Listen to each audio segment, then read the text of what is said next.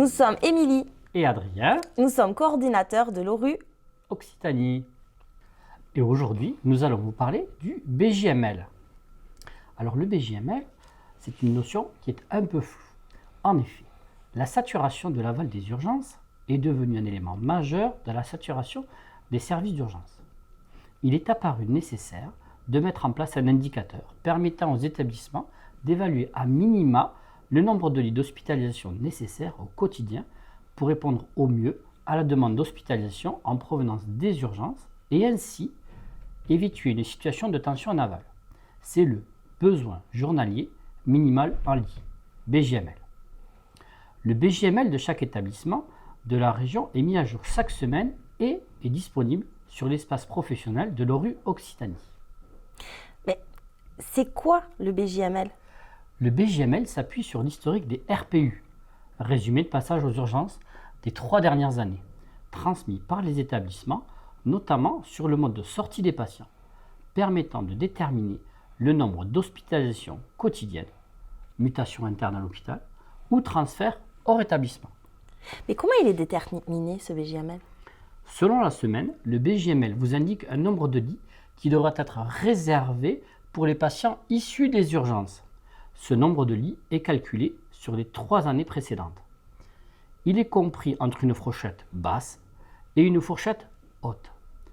Connaître le nombre de lits prévus pour l'aval des urgences et créer ainsi une culture de la réservation de lits. Cette logique aboutit à connaître et à fixer le nombre minimum de lits libres nécessaires à 8 heures du matin pour assurer la meilleure fluidité possible de l'aval des services d'urgence. Un exemple. Lorsque l'on clique sur l'onglet BJML, nous arrivons sur des BJML départementaux. Dans la barre d'outils supérieure, vous pouvez sélectionner le département qui vous intéresse. Par exemple, la Haute-Garonne.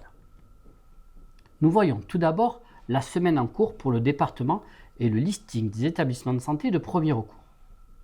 Le tableau nous montre les besoins estimés, notamment la fourchette basse, BJML au 25e percentile, et la fourchette haute, le 75e percentile, pour le département, mais aussi également pour les établissements de santé de premier recours. La colonne réalisée indique la moyenne des hospitalisations post-urgence réalisées entre J-2 et J-4. Ce chiffre est généralement compris entre la fourchette basse et la fourchette haute. Plus il est haut, plus cela indique un établissement de santé qui est potentiellement en tension sur ses lits d'aval. Le BJML peut être également un indicateur prédictif. Comme vous le voyez, les 2 semaines à venir sont visibles sur cette même page. Une hausse ou une baisse de ce BJML permet à un établissement de santé de modifier le nombre de lits réservés en post-urgence. Voilà. Maintenant, vous êtes absolument incollable sur le BJML. Merci Adrien. Merci à toi, Émilie.